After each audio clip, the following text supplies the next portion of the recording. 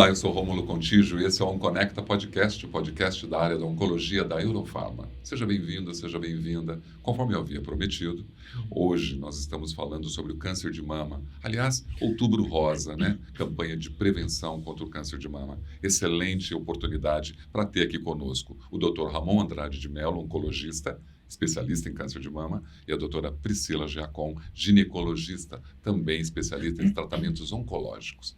A gente parou falando de prevenção de rastreio e agora a gente vai falar sobre os impactos do tratamento. Falar de tratamento no câncer de mama é um tema muito importante. Como que é o impacto das pessoas que estão em tratamento? Rômulo, na verdade o câncer de mama é uma doença multidisciplinar.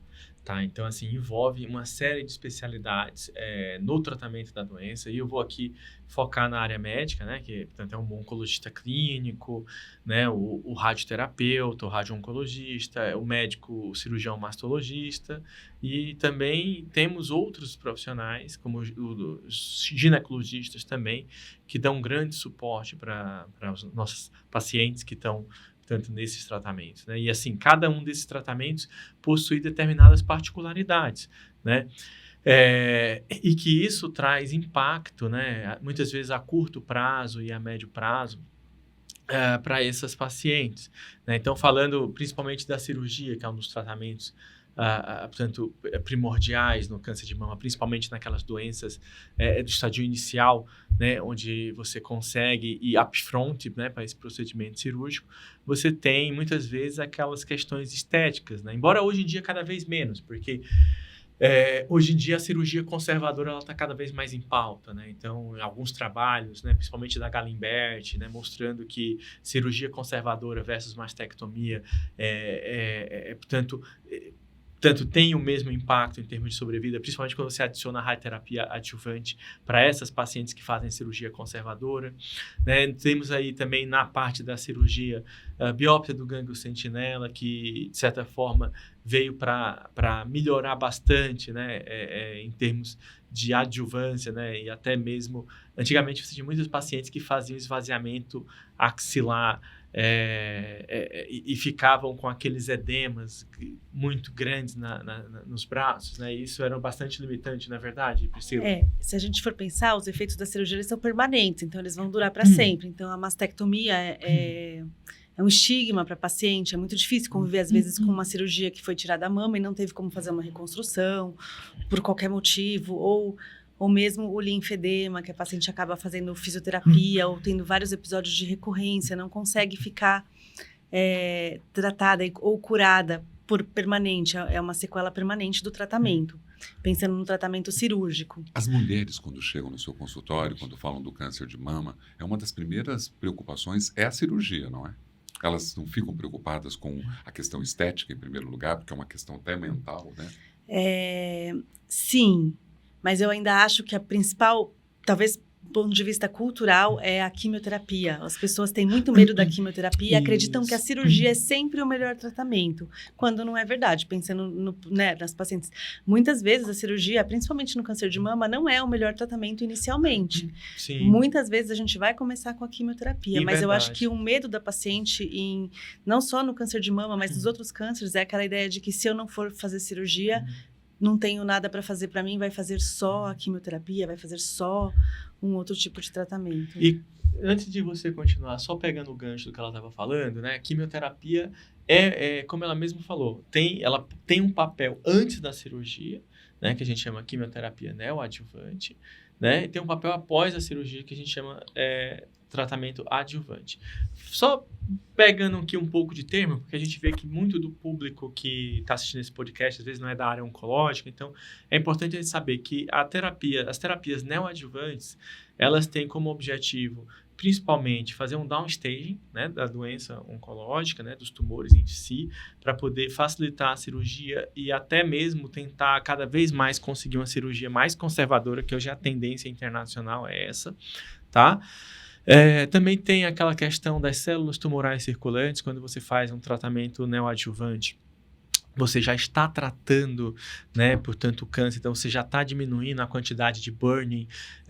O que é uma cirurgia conservadora? A cirurgia conservadora seria mais uma cirurgia que mantivesse a mama, né, e tirasse uma menor área ali do tumor, né? Não seria então a tumorectomia, né, ou serotectomia. Não seria a mastectomia que acaba deixando a paciente sem a mama, né? Assim, sem toda a mama, sem o mamilo. Na cirurgia conservadora, tenta se preservar o máximo de mama, às vezes, e consegue fazer uma simetrização, a mama fica mais parecida com como ela era antes. Sim, e ainda tem outras questões também de reconstrução, né, com silicone também. Isso, e aí que são mais fáceis do que simplesmente tirar a mama, mais fáceis de aceitação da paciente. Mesmo assim, sempre vai ter a cicatriz, então são sequelas permanentes que essa paciente sofre. Vai ter a cicatriz, que ela sofre com a cicatriz, ela sofre com o linfedema. E com relação à quimioterapia que eu estava falando também, né, então você tem o objetivo também, quando ela é neoadjuvante, de diminuir a quantidade de células tumorais circulantes, né?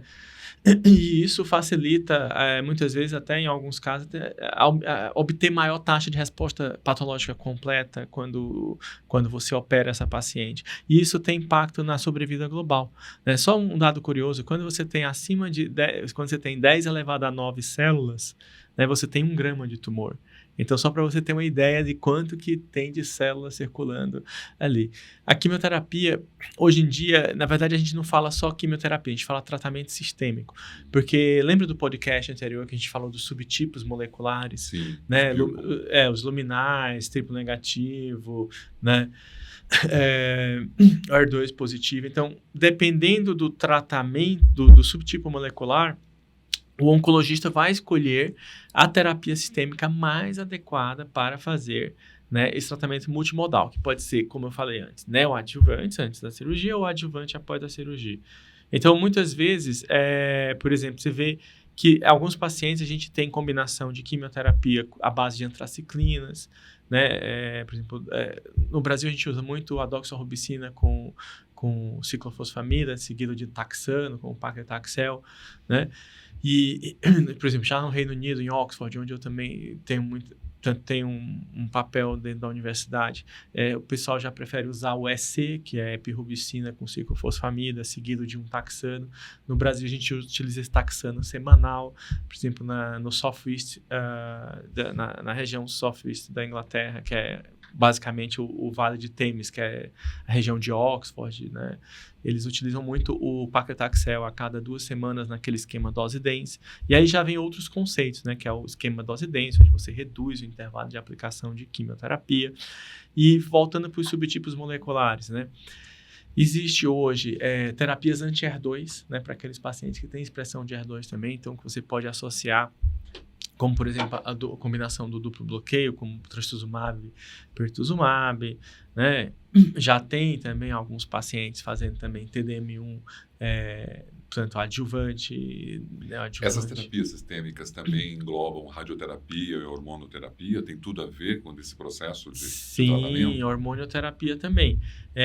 Naqueles pacientes luminais, né, inclusive, que não tem... E aí depois a gente vai falar... Eu queria até falar um pouco da escolha das terapias adjuvantes, né? Mas, por exemplo, só falando em termos globais, assim, dessa terapia. Então, a gente tem, para aqueles subtipos luminais, onde há a expressão dos receptores de estrogênio, você tem uma série de hormonoterapias, e aí vai depender do status da menopausa da paciente, né? Se ela é pré-menopausa, pós-menopausa, né? Então, aí você vai escolher um inibidor de aromatase, temos vários aí, portanto, disponíveis, como anastrozol, letrozol, enfim.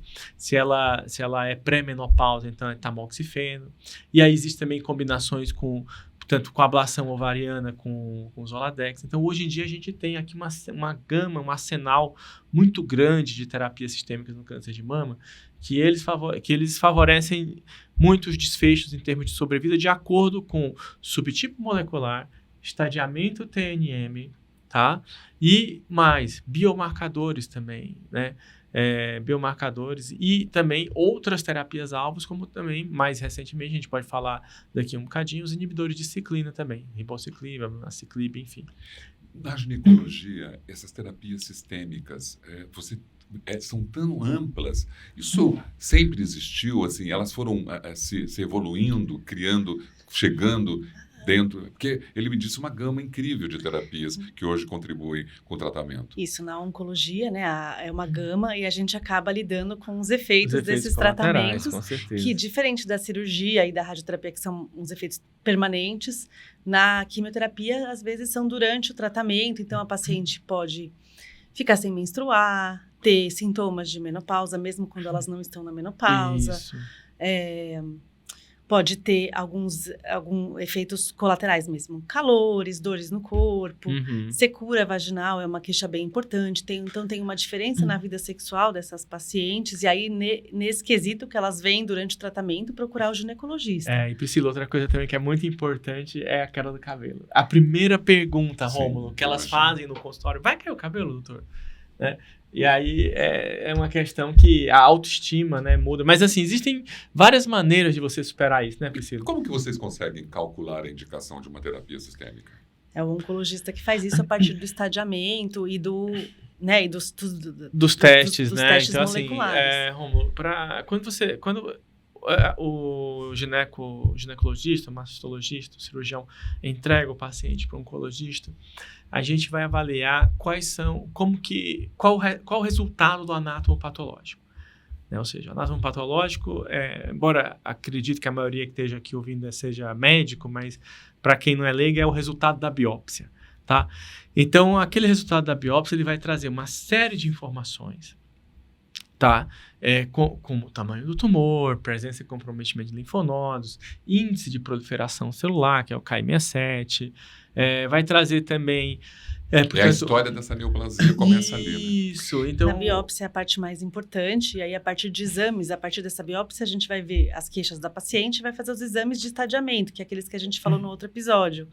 E aí, nesses exames, a gente, a partir daí, define o oncologista é quem vai definir o melhor tratamento de acordo com esses aspectos para a paciente. Sim, mas hoje em dia, Priscila, a gente utiliza muito com essas características que eu estava falando aqui, alguns nomogramas para a gente calcular a sobrevida global e calcular também o impacto adicional em cada elemento de terapia que você propõe para esses pacientes. Então, eu tenho uma formação portanto, minha formação é mais europeia, então costumo utilizar os guidelines recomendados da NICE, né, que é o UK NHS Predict. Inclusive é livre, tem um website, se você googar lá, coloca UK NHS Predict, vai te dar lá um website, e aí você coloca lá Start Predict, e você coloca todas as características que você vai encontrar na biópsia, e você vai encontrar, portanto, nesse nomograma, a probabilidade de sobrevida daquela paciente com todas as terapias que a gente tem disponíveis. Né? Então, cirurgia, dá X%. Se eu adicionar o hormônio, aí você coloca, dá X% portanto, benefício adicional de tantos por cento, 2%, por exemplo. Quimioterapia, dá 80% de sobrevida, mas benefício adicional de 5%. E aí vai. Né? E você consegue ver isso de 5, 10 e 15 anos. Esse aí foi desenvolvido pela Universidade de Cambridge, né? Mas vários centros ingleses participaram desse projeto e hoje em dia é amplamente utilizado na Europa. Então, basicamente... Quase uma fórmula de cálculo. Praticamente é uma fórmula matemática. Então, a gente, oncologista, utiliza uma fórmula matemática baseada nessas características, tá? E, basicamente, é assim. Quando você tem o benefício adicional da quimioterapia inferior a 3%, você não indica, tá? Então, 3%, pessoal, anota aí, pega a canetinha, você que está aí na sala, está tomando o seu café, vai lá, 3% não indica. 3 a 5%, aí você vai buscar um teste genético. Então, a gente tem alguns testes genéticos no mercado, e eu posso te dizer alguns aqui. MammaPrint, o Oncotype DX, e hoje tem também o EndoPredict, que está aí disponível numa grande rede de laboratórios do Brasil, que não vem aqui o nome eu falar, né, por questões de compliance, mas está lá o EndoPredict, você também pode pedir, tá? E aí, cada um desses testes tem sua técnica, né, um painel genético, e esse painel genético ele vai identificar o risco adicional dentro daqueles 3 a 5%, porque dentro daquela população, existe uma população que tem alguma característica epigenética, alguma questão em que vai ser diferente do todo, né? Então, ele pega aquela população. Basicamente, eu vou falando aqui resumidamente do Oncotype DX, né? Eu ia perguntar sobre o Oncotype DX, se faz parte de todos esses faz testes. parte desses testes. Então, aí você tem um risk score, né? O score de risco, e aí, basicamente, acima de 20, eu já considero quimioterapia adjuvante. Explico os riscos, benefícios e trará. E aí, você que está aí do lado ouvindo esse podcast, está com aquela canetinha que eu pedi para você segurar, você vai colocar assim, risco adicional acima de 5%, o que você vai fazer? Indica a quimioterapia.